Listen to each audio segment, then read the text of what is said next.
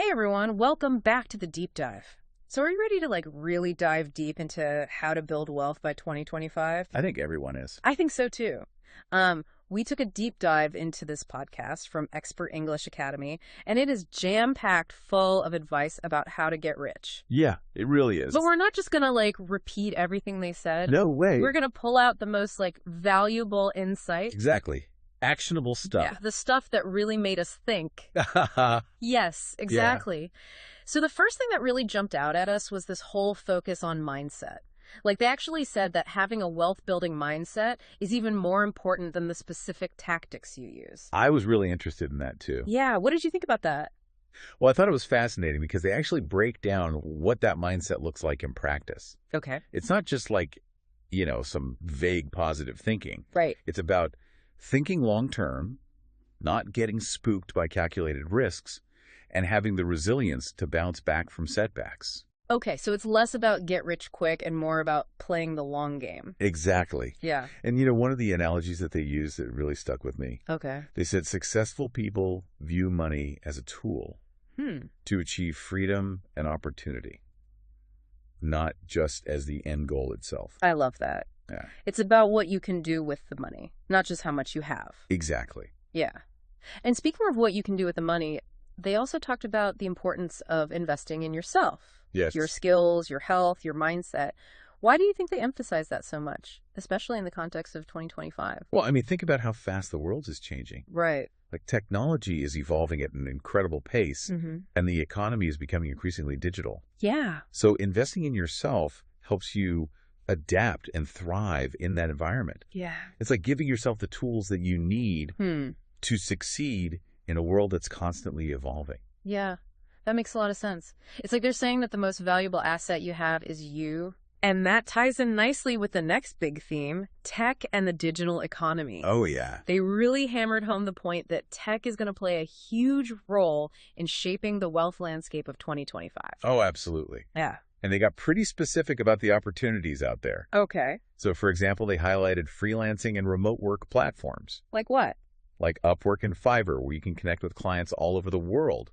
Cool. They also talk about how starting an online business is easier than ever before. Oh, really? With tools like Shopify for e-commerce and Patreon for building a membership community. So it sounds like geography is becoming less and less relevant. Exactly. You could be living in a small town and offering your skills to someone on the other side of the world. Exactly.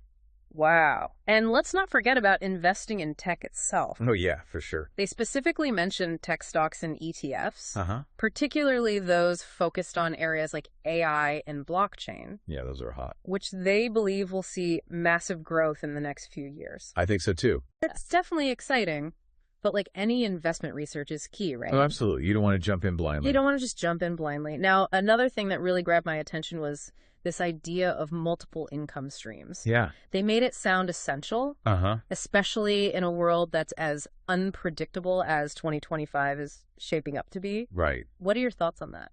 Well, it's all about diversifying your income. So you're not relying on just one source. Right. And podcast highlighted a few interesting strategies. They talked about dividend-paying stocks, Okay. which can provide a steady stream of passive income. Yeah, passive income's great. Yeah. And they also talk about real estate. Oh, yeah. Real estate's been around forever. Yeah, either through rental properties or REITs. Now, hold on. I've heard of REITs, Okay. but I don't really know what they are. Oh, so REITs are real estate investment trusts. Okay. And it's basically a way to invest in real estate without having to buy and manage properties directly. Oh, that makes sense. Yeah, they can be a good option, especially if you don't have a lot of capital to start with. Got it. So besides stocks and real estate, what other multiple income streams did they suggest? They talked a lot about the rise of side hustles, Okay. which they predict will be even bigger in 2025. I can see that. Things like tutoring online, offering freelance services, Yeah. creating content on YouTube, or even selling digital products. The possibilities are really kind of endless. It's like they're encouraging people to become mini entrepreneurs. Yeah. Using their skills and passions to create income outside of a traditional job. Exactly. And that can be really empowering. Especially as the future of work becomes more fluid and unpredictable. Okay, so we've talked about making money, but what about keeping it? Right. The podcast stressed the importance of saving and managing your money wisely. which I think is often overlooked Yeah, in the whole get-rich-quick mentality. Yeah, it's crucial. They had some really practical tips, like automating your savings. Oh, I need to do that. So you're consistently putting money aside without even thinking about it. Yeah, that takes the willpower out of it. Exactly. Yeah. And they also talked about budgeting apps. Oh, yeah? Like Mint and Y&E. I've heard of those. Which can help you track your spending. Okay. And identify areas where you can cut back without sacrificing your quality of life. So it sounds like they're advocating for being intentional with your money. Yes. Not just letting it slip through your fingers. Exactly. And with the potential for inflation still looming in 2025, managing your spending becomes even more critical. It's like they're giving us a financial survival guide for the future. Mm-hmm. Speaking of navigating the future, the podcast shared what they called a secret to wealth building. Ooh, a secret. And it really resonated with me. They said that wealthy people rarely do it alone. They emphasize the importance of networking and mentorship. That's so true. What specific advice did they give on that front? Yeah. Well, they encouraged listeners to attend industry events, join online communities, and basically put themselves out there to connect with other entrepreneurs, investors, and thought leaders. So it's about building genuine relationships. Exactly. Not just collecting business cards. No. It's about really connecting with people. Yeah. And they also highlighted the value of finding a mentor, someone who can offer guidance, share their experiences, and help you avoid costly mistakes. Huge. I guess having someone who's already walked the path you want to take can be incredibly valuable. Absolutely. We've covered a lot of ground We have. in this first part of our deep dive, but we're just getting started. Just getting started. Are you ready to delve into the actionable steps we can take to start building wealth today? I am so ready. Let's do it. Okay, let's get practical. Let's get practical. It's easy to get caught up in all the big ideas, Yeah. But the real magic happens when we actually start taking actions. So true. It's like that saying, a goal without a plan is just a wish. Right. So what did the Expert English Academy podcast suggest we actually do to get started on this path to riches in 2025? Well, they really emphasize the importance of setting clear, measurable financial goals. Like, think of it like plotting a course on a map.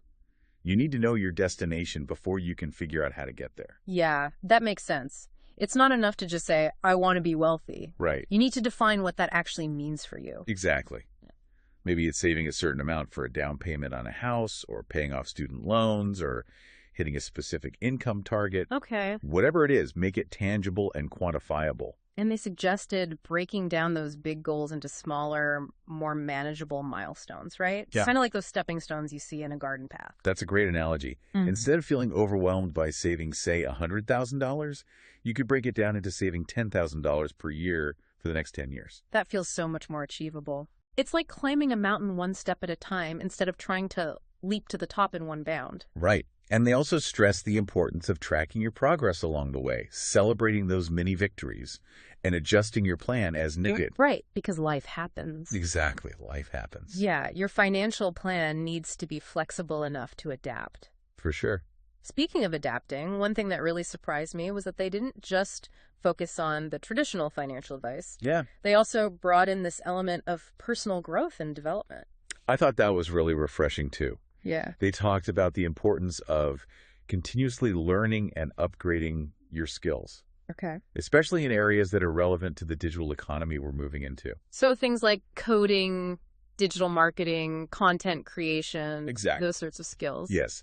They argued that in 2025, those in-demand skills will be crucial for both career advancement and entrepreneurial success. It's like they're saying invest in your skills as much as you invest in your finances. Yeah. They even went a step further and suggested developing multiple skills. Yes. Or income-generating assets, right? You got it. They gave the example of someone who might be a skilled writer, but also has a knack for graphic design. Instead of just offering one service, they could offer both. Oh, that's smart. Potentially doubling their earning potential. Yeah, it ties back to that idea of multiple income streams we were talking about earlier. The more skills you have, the more ways you have to generate income. Right. Whether it's through freelancing, starting a business, or even within a traditional job. It's all about having options. Yeah. And creating a safety net for yourself in a world where job security is becoming less and less guaranteed. And speaking of safety nets, they also talked about the importance of building a community of support around your financial goals, right? Absolutely. Right. They really stress the importance of networking and building relationships Okay. with other entrepreneurs, investors, and thought leaders. I guess it's kind of like that old saying, What is it? it's not what you know, it's who you know. Right. But with a modern twist. But it's more than just knowing people.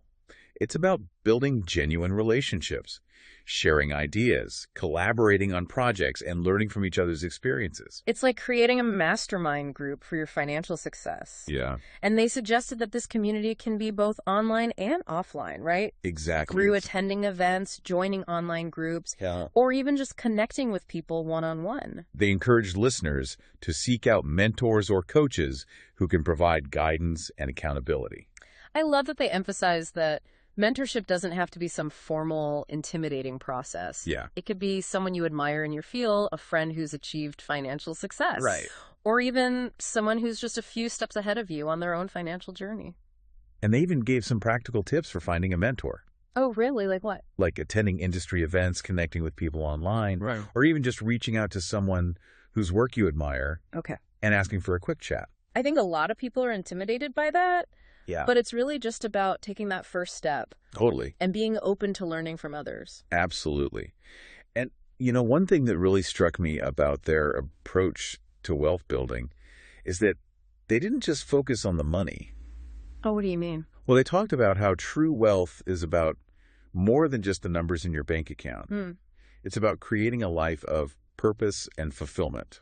I love that they brought in that human element. Yeah, It's not just about getting rich, it's about living richly, right? exactly. And they argued that true wealth is about having the freedom and resources to pursue your passions, Yeah. make a positive impact on the world, and live a life aligned with your values. It's like that quote from Maya Angelou. What is it? Success is liking yourself, liking what you do, and liking how you do it.